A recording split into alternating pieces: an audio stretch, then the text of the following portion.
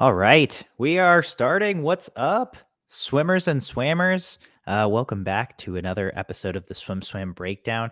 We are streaming this. This is a mid season SwimSwam Breakdown. We decided to hop on right in the middle of mid season madness. Wait, why don't we call it that? Has anyone said that before? Did I just coin a great term? I think you Uh, did.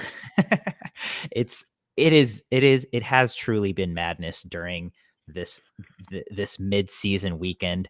I feel like it's like the most fun time of the year, but especially this year because this is without a doubt the fastest mid-season weekend we've ever seen in history. We've had 3 American records. We've had multiple top 10 times in history thrown down. I mean, there's been so much fast swimming, and it's November. Like, it's not even conference. It is purely the middle of the season. And so uh, uh I'm Coleman Hodges. I'm coming to you from Brooklyn, New York. I'm joined by the swim scribe David Clossy in St. Cloud, Minnesota, and we are going to completely nerd out for the next however many, 45 minutes to an hour about all of the fast swimming. Don't worry, we are going to come back on Monday and completely debrief mid-season, but there's so much fast swimming happening that we thought it was worth 2 episodes. And so in case you're not getting enough swim nerddom, here's some more of it. So let's start with the Texas Elite Invite, I believe is its official name, where right off the top, we saw 2 American records go down in the span of a couple hours in the same event, the men's 500 free, where Carson Foster, who is a professional now, time trialed the 500 free 405. I think he went 405.7 or 405.8. And then 4581. 81. And then hours later in the actual finals of the event, his now training partner, Rex Maurer of Texas, 404.45. Again, these are now the number 2 and number 3 times performances of all time behind Leon Marchand's 402 from NCAA's last year. What was your initial reaction to these 2 historic times, David, especially knowing that they are now training with Bob Bowman, that they're training together, and what this could mean just moving forward for not only NCAA swimming, but American men's mid-distance swimming? Obviously, in the order they came in, first one was Foster, and that one I was definitely surprised. I wasn't outright stunned because wasn't he 407 basically doing the same like middle of the season, just throwing down a 500 time trial in Austin last Yeah. year. So, and like, he's shown that a bit. I want him to swim the 400 free internationally. He's entered it in short course worlds. So if he gives it, I basically been wanting him to actually, like, every time he doesn't swim it at like US trials and long course, I'm so disappointed, especially after that 143 split in Doha. I've been like, Mhm. you got it right there. Marchand's in the 400 IM, just make the hop over. So I was definitely very surprised, 405, awesome, because Marchand just blew by all the time barriers going from 406 to 402. So we're filling in the Right. gaps. I was floored when I checked back, a couple hours later and saw 404.4, because Mhm. that is a massive drop as well. In addition to just being faster, he was a 411 last year with Mhm. Stanford. He was a 412 out of high school. He went a PB at the Texas Indiana meet, also a 411. He dropped like a couple tenths, from a Yeah. 411 mid to 411 like 3, I think it was. And Mhm. then, PB'd again in prelims. 409. 404, yeah, 404.4 though. That is cooking. And especially it's really interesting kind of I'm realizing how much I just love the 500 and 400 freestyles, because it's that perfect mix of it's long enough to be tactical in the way that a 200 can be tactical. But a 200 is such a thin line that that's what makes it really interesting. But it also means that like you can't play around with the splits as much. It's a lot easier to get left behind early or to die, and just with how razor thin the margins could be in a shorter race. And it's the kind of tactical excitement that you can get in a longer distance race where people can come back on fields and stuff like that. But it takes 4 minutes rather than, 15. And Yeah. so this is looking at the splitting of it is very interesting because Marchand split radically different. He went out fast and got And progressively slower on every single 100. It's Mhm. sequentially in order. It goes slower than slower than slower than slower. And he was a, because I have a bunch of splits written down here, or not on this sheet, but he was a 133 or Yeah, 4, something like 133. 133 at the 200 compared to Maurer was a 137 and Mhm. came flying home on that last 100 and that last 50 in particular, which that is what gets really interesting looking at him and Foster, Mhm. because they swam basically the same race plan up until, like, if these guys could have swam next to each other, would have been incredible. That's like an Yeah, NCAA rule like for a competition that the pros can't swim with them. yeah. Um, is yeah, and that got me thinking kind of towards the end of the season, right? How fast did Bob and Maurer think that he was going to go here? Because if they were maybe thinking that he would be pacing for a 407, 408, that could Mhm. explain. So he's always been a strong back halfer, but that could explain some of, like, maybe being a bit more reserved and then going, oh wait, I feel great. I'm gonna just rip it. I've only got 100 left. I've only got a 50 left. So I think it gives him this potential wiggle room to, hey, maybe let's try and be out the 136 instead of a Mm. 137.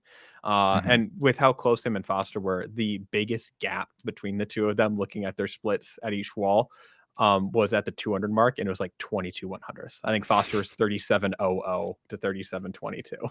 Yeah. Yeah, Until the last 100, then he just yeah. turned the jets on. I mean, I have to imagine that seeing Carson go 405 and knowing, "Oh, I train with this person every day. I probably beat him in practice a fair amount." Like I've spoken with Carson since Rex has been there. He was like, Rex is one of the best trainers I've ever swam against. So I'm guessing they go back and forth in practice, right? And so it's like, knowing like, oh, well, he just went 405. Like, I can do that too. And then again, Rex has that closing speed. I feel like the 500 is kind of his bread and butter event in terms of, especially in short course. That just right in that mid distance, he is really good at swimming a controlled race at the Texas Indiana dual meet. There were like three guys. It was him, David Johnston, and Zalan Zarkani. And they were like just back. They were all together. And then at like the 350, you were like, oh, Rex is going to win this, because you could just see him like gaining momentum. And then again, the last 100, he just blew by. And so again, I'm thinking him seeing Carson's 405. It's like, oh, well, I can do at least that. And he did his thing and he blew the doors off.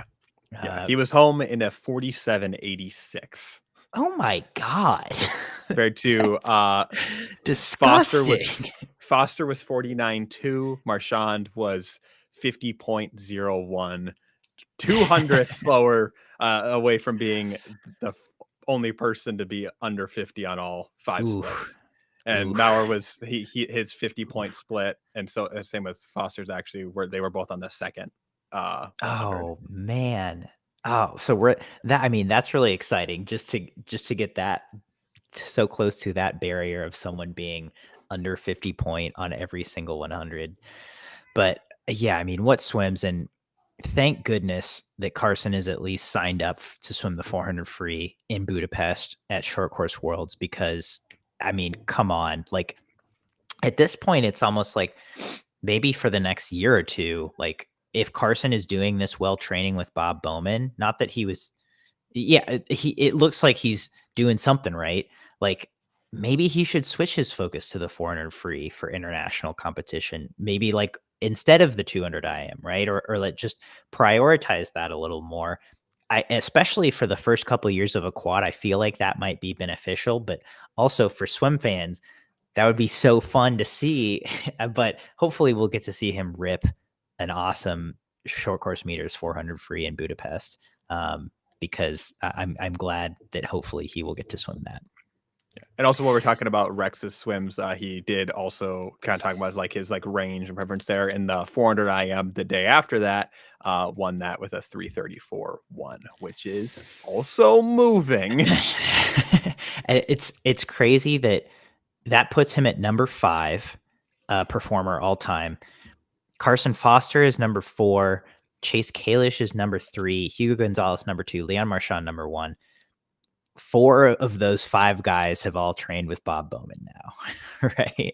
Like it's his mid-distance prowess as a coach is really coming through, and it's pretty wild to see now historically what his swimmers are amassing at this point. But that's just the tip of the iceberg, right? Because we've seen so many fast swims this weekend. Let's move to some of the other results that I've been really excited for coming out of Texas. First and foremost, Nate Sherman Prey, 50.3 100 breast. That is cooking. Everyone, I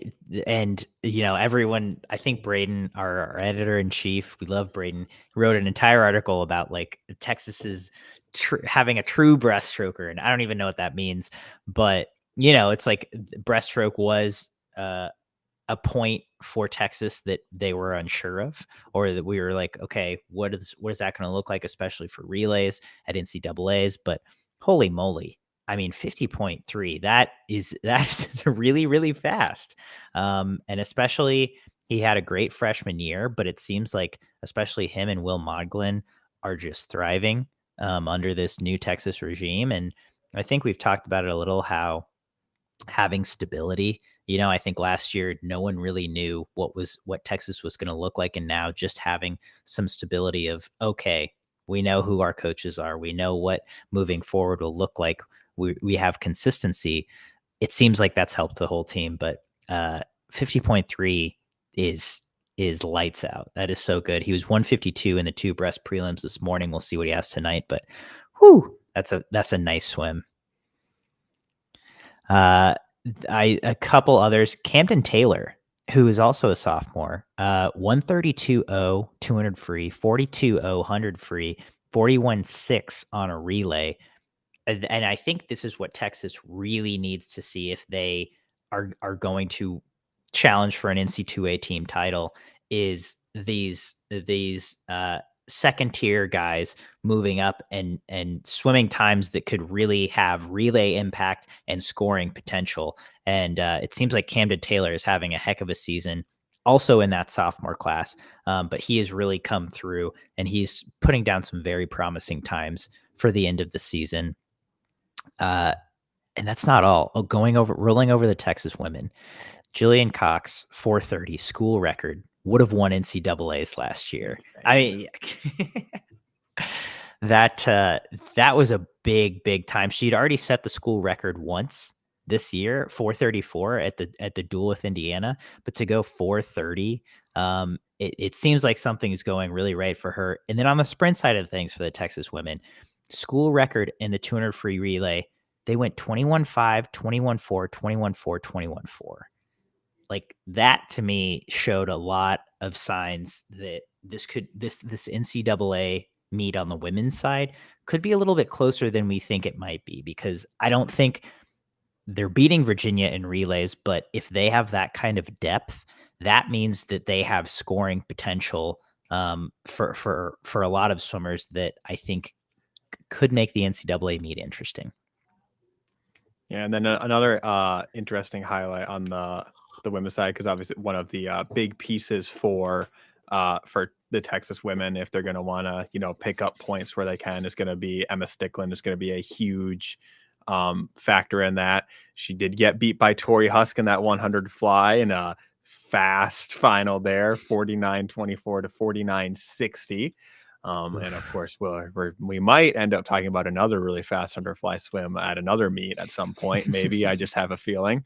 But that's going to be an interesting point, and I'm excited to see what Stickler can bring in that 200 fly final tonight. What was she in prelims? 150.9. Coming hot off that 49.7 from wasn't it their season opener? Yeah, I think so. At LSU when she was Yeah, 140. yeah. Like the only Which, crazy fast Texas swim that wasn't the Texas Indiana meet. Everything else yeah, is like Texas Indiana, Texas Indiana. which I've been to LSU's pool. It's it's almost like a bubble. Like Oh, really? it's not an exceedingly fast pool. Like it's a fine training pool, but like it is not that good. And she went 149 to fly there. No one told her that apparently. Yeah, I mean, who cares? Go fast everywhere. But I love that you brought up Stanford because they're doing what they always do. Their women actually look quite good. Caroline Bricker, 359 in the 400 IM. Tori Husk is she's swimming. She's doing what she always does, which is like in season she's going fast, but other people just go faster, right? And so she's just kind of cruising. Like she is going good times. 49.2 in the 100 fly. I think she swam the 200 IM as well and was 152, I want to say. I think Emma Sticklin actually beat her in that. You are correct. 52.7 to 52.8.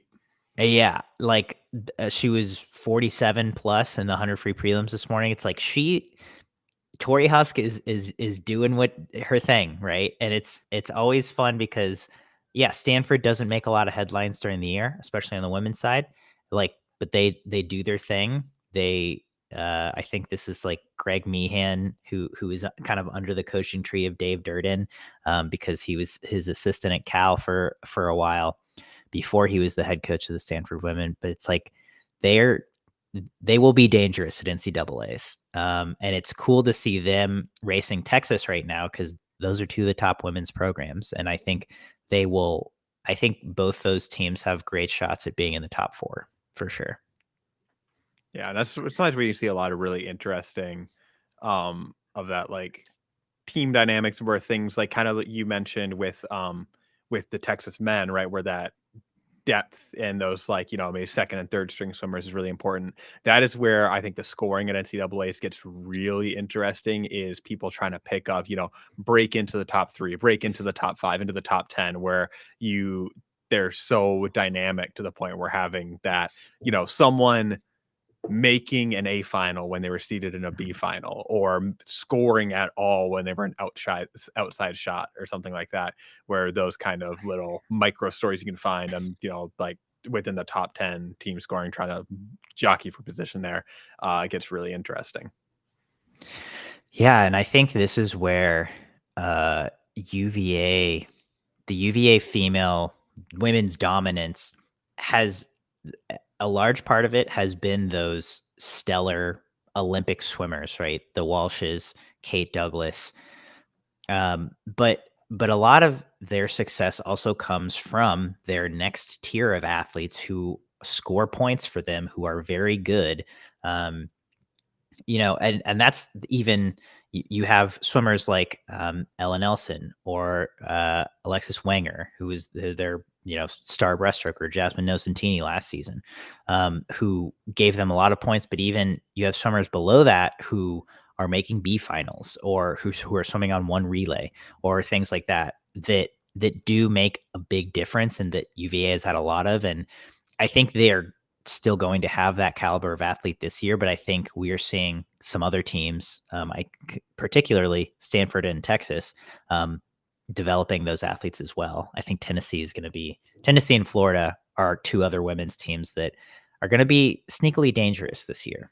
I think we'll get to both those, but we're on the topic. I think that's a great transition to move to the Tennessee invite, where the highlight, as you alluded to, is Gretchen Walsh breaking her own NCAA US Open American record in the 100 fly, 47.35. She now has the 6 fastest performances of all time, all swam this year in 2024. That is, and you add on top of that, she has the long course. She set the long course world record this year. She won a silver medal at the Olympics. She's swimming it at short course worlds. She very well could set a world record there. I mean, it's like she is going to have a year in this event. And she also, in another event, 20.54 in that 50 free we saw, was just off that NCAA record. And she also had a pretty quick split on that 20.09. 20, okay. 20.09. So, yeah, we round up 20.1. Yeah, that was, I want to see that short course meters 100 fly. I really want to see what she does in that, because she can do short course and she can do meters. She's got to put them together in short course meters. And then, because we have the potential, because I believe the only sweep right now of yards, short course meters, long course meters is Dressel and the one fly. We have the potential for the record. Mm-hmm. We have the potential to see two of those set up at short course worlds if Marchand and Gretchen can get the 4IM or the one fly. This is a fun record keeping stat for Sosa. Seriously, I was thinking about this today, and I didn't want to make too big of a deal of it because I know international people are like, yards, it doesn't matter, it shouldn't count for anything. But for Americans, it's a very fun thing, and it's like I do think it's a sign of just dominance across all courses, but also. David's having some technical difficulties. But I was thinking, like, is this the best someone's been in an event, for a year or something? Or like, where does this performance rank if she wins a short course world title, breaks the short course meters world record? It's like Maggie McNeil won a ridiculous amount of accolades in the 100 fly in 1 year. Like, I'm pretty sure she was Olympic champion, NCAA champion, world champion, and long course and short course. That sounds right. All within like 15 months or something. Like, it was, so Gretchen is not going to top that because she won a silver medal at the Olympics, not a gold, right? So and like, just on paper, she's not going to top that. But Maggie never had the long course world record, so like, right, and she did have the yards record and she did have the short course meters record, but Gretchen could have all three. And like you said, I think the only other person to do that right now is Dressel. It would be fun to go back and see if other athletes have done this. Like maybe Natalie Coughlin did at one point, or it gets tricky, but she would be in very rare company if she got all three. Would Lochte have ever been able to do it in anything?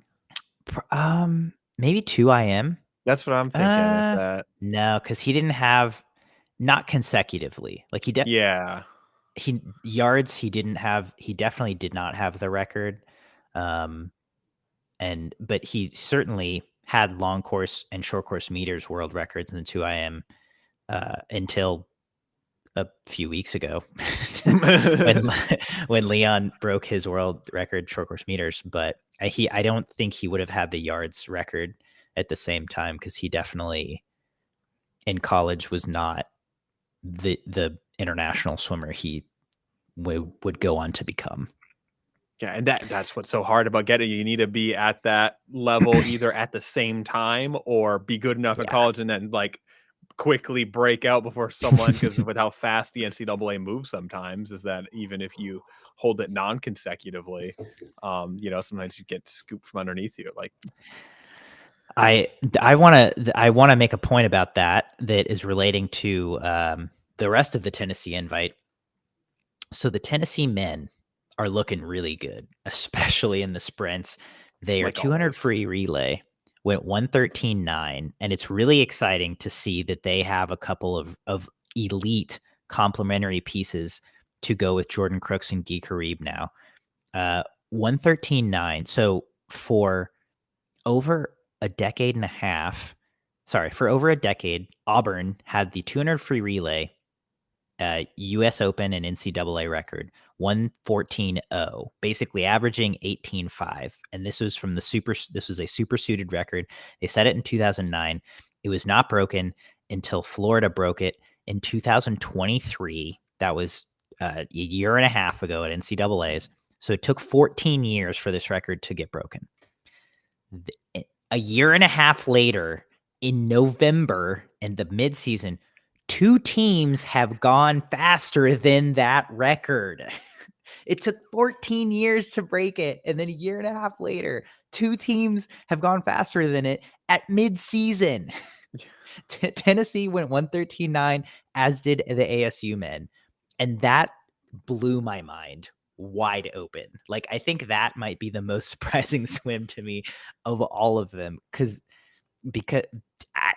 I don't know how to explain it. Like, people are just learning how to swim really, really fast in season, and I love it. It's great. It's great. I didn't even, that didn't click for me when I first saw it. That's crazy that they managed to both go under that mark, because now I just like right, oh yeah, that's what it is. Because that record was, I remember, it felt like for a couple years like it's due to go down, it's due to go, and then they that was like the main piece where as soon as that record, but now it's like we might see all 5 men's records get broken at this meet, because that's the one that keeps holding it up from that happening. And that's especially, when you have a crazy fast swimmer like Jordan Crooks leading it off in an 18:12, then, we've seen that, especially in that 200 free relay, be really effective at getting you some clean water for your other guys behind them. Like that was basically how Florida managed to win an NCAA title in 2018 with that, where it's like, all right, put Dressel on front, he's going to get 17, and then everyone else just do your thing. Good luck. And then now you're doing that, but faster, where you also have an insanely strong sprint core at both of those schools. Like, wasn't there, I forget, wasn't like the top 8 ASU swimmers that were like 19.0 or like 7 or faster? Yeah. 7 ASU guys were 19.0 or faster. That's insane. Like that, man, the sprinters really did stay at ASU. Well, and are developing. I'm excited to talk about that, but I want to keep it on Tennessee for a minute, just because Jordan Crooks having a heck of a meet. As you said, 18:12, 17:5 on a relay or from a swing, 40.7 this morning in prelims in the 100 freestyle, 43.7 in the 100 fly finals, and then sets the Tennessee school record in the 200 free on the first night, leading off the 800 free relay, 130.00, almost cracks 130, as close as you can get. But he is just going ham, and we've seen him swim fast in season pretty much his whole career. But what an evolution! I mean, this guy just keeps getting better and better and better. And I mean, especially after he won an NCAA title his sophomore year in the 50 free. Last year, Josh Liendo swept the 50 free, 100 free, 100 fly at NCAAs. And then now Jordan Crooks is having a season like this. And Josh Liendo is looking good, but he's looking a little relatively quiet, not as flashy in season, which is kind of the Florida thing. But to see those two guys face off again is going to be such a treat. That 130.0 reminded me of something that you kind of mentioned, this, like how fast this midseason is, right? Because that was that like the Tennessee start first, and that was like their one day, like they're the ones doing like Tuesday night. They had the 800 free relay, and like the only ones that's doing like a 4-day meet, so they kind of got a day out. So that was like the opener for what's going on with all these midseason meets right now. And that one really set the trend of, it feels like every fast swim we're seeing is, when you're seeing people talk about it or reading articles about it, it has this thing of the fastest mid-season time ever, because it's really easy to find when you're that far up the the rankings, where you're like, oh, I'm the 5th or 6th fastest all time. Okay, well, this was NCAA's, SEC, NCAA's. Oh, okay, fastest midseason. And that's another, because everyone else who's broken 130 did it at an end of year championship meet. And there's, it's been so many swims where it's, well, that's the fastest that same with, I mean, obviously with Gretchen Walsh, or the 404 and the 500, the only ones, Walsh is obviously the fastest. And then the 402 obviously happened in March rather than midseason. And it's just, that is really indicative of how like you mentioned, how good teams are getting at going fast all the time, and thankfully showing people that, hey, that doesn't mean you get slower somehow at Right. midseason, and which is really nice for. And I said, it's just cool seeing the sport figure out ways to do that without sacrificing performance. And also, I've always been big on, I think swimming fast more frequently makes you better at swimming even faster at the end of the year, because there are certain things that you can only really train by going that fast. Like sprint. I think sprinting is a perfect example of that. You can only really prepare for what it feels like to hit your finish when you're getting tired at the end of ripping an 18 low after, with that. Because you can simulate going that fast by just doing like a shorter amount, but there's nothing that gets you prepared for swimming fast like swimming fast. It's totally, I 100% agree. I think, again, the ISL showed us this. I think the World Cup circuit has showed us this. It's like you can go fast over a sustained period of time and still go fast at the end of the season. Like, these teams aren't tapering, right? Like, these teams are probably getting 2 to 3 days of rest, right? And that's coming off of a couple months of training. And also, if you rest a day or two, even for a dual meet, like, that's not really ruining much. And I think rest for these meets or for these teams is like, we go an easy practice, like, which teams do recovery practices throughout the week anyway. So it's like, this isn't even disturbing a training cycle, right? You're not blowing a load or like killing your taper or anything like that. You're just going fast. You're just allowing your body to not get so beat down that you have to rest for weeks on end so that you can be your best. And again, yeah, I am with you. It is great to see teams figuring this out and being competitive, and for swimming to see a lot of the fastest times in history in November. So it's pretty awesome. A couple other shout outs I want to give for the Tennessee meet. The UVA women, aside from Gretchen Walsh, are looking really great. Amy Canny is doing it all. She's swimming like 2 events a day, I think. 200 IM, 500 free, 100 breast, 200 free, 200 breast, 100 free. Like, I mean, she's doing the most, and she's having a lot of success in all of those events. Leah Hayes, star recruit, freshman for UVA, is looking really, really well in her first kind of major meet outing. 400 IM, 200 IM. She's on the 200 breast today. She's looking good. Tennessee's Camille Spink is lighting it up. She's split 21. She was 21-3, which wasn't even a program record because they've had Erica Brown go 21-0, which is insane to me. But 21-3, especially in midseason, is crazy. Like, that's so anytime 21-3 is so fast. It's crazy that Gretchen Walsh goes a full second faster, but 21-3 is astounding. I believe she was 141 in the 200 free. But she's had, and I think she was 47 this morning in the 100 free. But she's looking great for the Vols, which is encouraging to see. So just a few other great swims that we've seen in Tennessee so far. Do you have any others that you want to mention before we move on to the next meet? That, I think, was pretty much it for that meet so far, and I'm excited. I am excited to see Gretchen Walsh in that 200 back tonight. As the only other one I want to mention is that as a preview for later on tonight.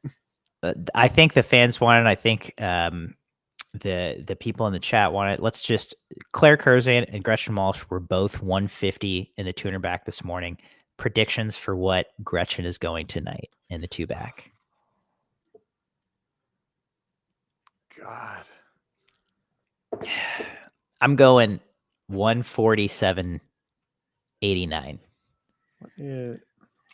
What do you think? What do you think Claire goes? 148.34. I think Gretchen goes out fast.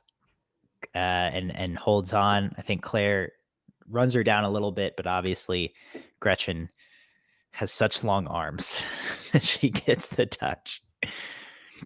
I'm gonna put Gretchen at a 147.4. And I'm basing that 147.4 off of the fact that that is Claire's personal best. Okay. We've got some predictions. Paul Dolan is calling 139.99. I think that was a joke. I think then he typed his real guess in at 146.78 for Gretchen. That'd be an all-time record. And Gretchen is one of those swimmers where it's like, I mean, maybe. Can't put it past her, right? It's like you look at it, you go like, that'd be crazy. But I've seen her do crazier. I've seen her swim a 47 in the 100 fly. Seriously. A couple of times now. Right. She's been 19 in a 50 free. Almost twice. Almost twice. So yeah, I think that'll be one of the funnest events tonight for sure. But let's move on to the Georgia invite. A couple quick shout outs from a couple of these teams' depth. The Georgia women had 8 women in the 200 free A final last night, which I just thought was awesome. I think Florida had 1 finalist, but then she scratched and swam the 400 IM instead. She did it so that way they could have that stat. That was she saw it, she's like, well, I can't end this. So shout out to the Georgia women. I think they were all like 143 to 146, but shout out to them for having some insane 200 free depth. But then on the other end, the Florida woman who scratched the 200 free swim the 400 IM, the Florida women were finished first through 7th in the 400 IM. So shout out to them. SECs is going to be so fun. The Florida women have been looking really strong and really deep, especially on a conference level. I think right now the Florida women look so deep, and the Texas women I think are a little more top heavy, and we'll see how well they're like 9th through 17th swimmer can do at the conference level. But right now, Florida, they don't have as many studs as Texas, I don't think, but man, they look deep. So that will be really fun to see at the SEC championships. And then also Bella Sims is just looking great for Florida, back on form, 431, faster than she was to win NCAAs last year in the 500 free. I think she swam the 2 back and the 2 fly today in prelims, 151 and 153, if I'm correct. And the 2 back, 2 fly. She 400 to win the 400 IM last night as well. So whatever happened this summer long course, it looks like she's doing well. Sophomore year, maybe she's adjusted to Florida training a little better, adjusted to being in Gainesville and college life a little better. But that is good to see from Olympian and NCAA champion Bella Sims also. She also let off that 800 free relay in 143.2. Whoo, that's moving. Yeah, because that is, you mentioned that is definitely one of Florida's studs. Mm-hmm. Bella Sims more than and especially 431 in that 500 free, and then we see a 430 over at Texas. So that's also like SECs is going to be firing because Florida's really good at targeting that meet as well. And then we got that as an epic battle on the horizon in the 500 free at NCAAs. And as if the SEC needed more depth. Yeah, right. In most sports. Yeah. I mean, it'll be crazy to have Texas in that mix this year too. On the women's and the men's side, the Florida Texas battle for for conference titles is going to be really fun to watch. It's also crazy to think, just on the 500 in general, that this was for the women was on the weaker side of events for a bit of time, and now it seems like it's very suddenly not. It's I mean, definitely, which we kind of saw on the horizon with some really fast like high school swims and stuff too. Like, mhm. at certain times where it's like it it was waiting for that to change. And some NCAA events, just depending on the event priorities of certain swimmers, and like who's, if maybe they would be really good at something, but they know I'm going to focus on this instead, or just the current crop of swimmers. You see every so often an event uh falls out of being like crazy fast when other things are just being records obliterated. So it's nice to see the 500 kind of shining back into that. I'm not saying records going to be obliterated there because of someone who made that a little difficult. But It's also one thing I find interesting is that having Rex Maurer go that 404, it makes all the men's results in the 500. Like I go, I'm like, boring. Like the every meet I click on, I'm like, what is that, a 411, 410? Get that out of here. I like it is hard when Katie Ledecky is swimming distance, right? And going 424 to be like, oh yeah, 430, that's good. Or like 420, 432, like that's good. Or like the year when 436 won NCAAs and it was like, what? Like 12 seconds off the record. But to your point, how everything is so fast at the Georgia Invite, I wanted to give a shout out to Alabama's Charlie Hawk, who went 131.0 in the 200 free. And I'm just like, eh. It's It's not a like, 130. that's right. It's like, that's so fast, but it's not, it's not moving the needle like it should because we just saw a 130.0. Yeah, like, and that's like you said, 409 is really fast, but like, it's not 404. I think it's especially funny with how, like, obviously how compacted all these meets are like at the same time right now. So it's not just like we'd obviously be making these comparisons if it was, if they were spread out over, 3 weeks or whatever, but them Right. all being like back to back, be like, oh, okay, what did they do like an hour later or whatever? Oh, 5 seconds. Okay. Yeah, it's a very funny thing that it does to your perspective. I agree. Because, usually like a lot of times they would be at the same meet, right? It's like Yeah. NCAAs and then we're just talking about the top time from everyone, but it's like there's 5 different meets, so we're looking at all the top times and it's like, well, this top time isn't that great because this top time is way faster, but this yeah, it is quite funny. And as you said, it's funny how the timing of things affects how we skew our perspective. But yeah, a couple more quick shout outs. At the NC State invite, as we mentioned before, the ASU men had 7 guys split 19-0 or better in the 50 free. I think it's going to be so fun to watch what the ASU men do at the end of the season, Oh, just because we will get to like they're not expected to do a lot. And I think not only we've seen everyone on their team elevate this year, seemingly like from top to bottom, they have guys going really, really fast. And so I think it's going to be really fun to see just how high they can climb because they are technically the defending champions, but no one is expecting them, I think, at this point to even be top 4. I think I would say Florida, Indiana, Cal, Texas kind of have on paper that's who would be expecting, but I think they might be able to make a push into that if they really fire on all cylinders come NCAAs. But I think it's going to be really fun to watch them because it seems like whatever Herbie is doing, it is working for them. They seem to be in a really good place as a team. yeah, and especially, I think it definitely is speaking a lot of it, whenever I see results like that, I'm like, man, I'm so glad Herbie's killing it because, like I've definitely, just seems like a fun, energetic coach that really can get those sprinters going, and especially with Mhm.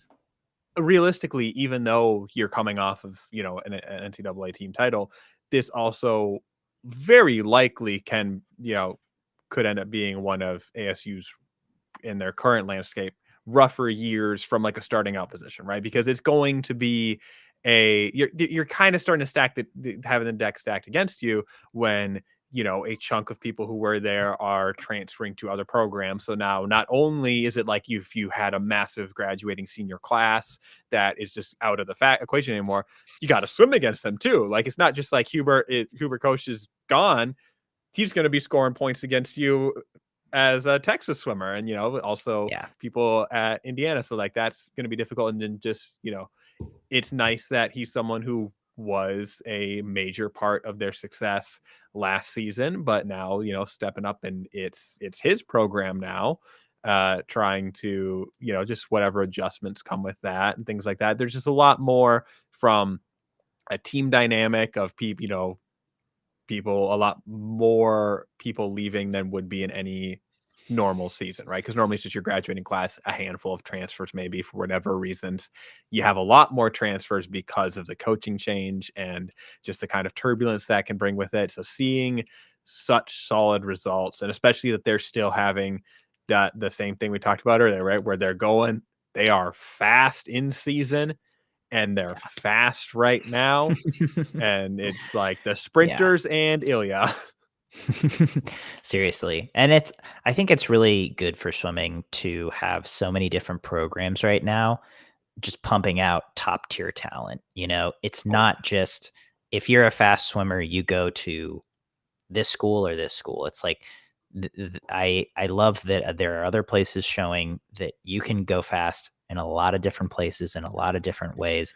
It's much more about the fit than it is this coach will make you fast or this school will make you fast. It's like you can be successful a lot of different places, and I think the more we have that, the better off the sport is. So I am glad that Bob didn't take all of the talent when he left ASU, right? Because it's great to have another powerhouse. All right. That's we've got the Ohio State invite too, and there have been a lot of solid swims there, but I can't say there's been anything eye-popping. I think Indiana is looking solid. I think they're a team that can swim fast in season. It's funny because they're like national contenders, right? But it's kind of like how Texas was maybe 5 years ago or 7 years ago, when like we knew they were going to win NCAAs on the men's side, but they didn't look that good in season. And not that Indiana men actually look quite good right now, but there are other men that are just going faster, right? It is the mid-season effect of just I like how they're looking, but there's no swims that I can be like, yeah, this was insane, and this points to their future success. Like, I think they're probably right where they want to be. But there's nothing totally insane. Yeah. Here's one from the Georgia invite is Julian Smith in that 100 breaststroke. I had him written down. 49.98 SEC and Florida school record. And I saw a commenter pointed out that I read earlier today that I went, that is funny to think about. First Gator to break an individual Dressel school record. That is awesome. That is epic. Because the only people who have been faster in that 200 IM did not have a Florida cap on when they did it. Yeah. And then obviously those the big three of that 50 free, 100 free, 100 fly are still those NCAA marks.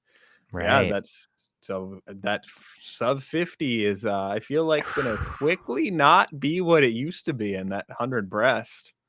No kidding. Well, also he has I had a whole blurb written about him. 141.0 in the 200 IM, 49.900 breast, split 22.5 in the 50 breast on the medley relay. And I think he was 41 plus in the 100 free. He split 18 in the 50 free as well. I mean, like, he's just been on fire. And also it seems like in the wake of losing a couple of big pieces for the Florida men, like Adam Chaney isn't at this meet, but we've seen him compete this season, so hopefully he'll be back. But McGuire McDuff had a sudden, he's not swimming anymore, and we don't really know why. But like losing him was I think, a big hit for this team, but they've been able to fill in quite well, it seems. And Julian Smith, it seems, has really ascended to being a star for them rather than just that maybe 1B type of tier athlete, where he's scoring, he's making A finals, he's a huge relay piece, but now he is like, again, one of their stars, like maybe their second or third best swimmer on the men's side.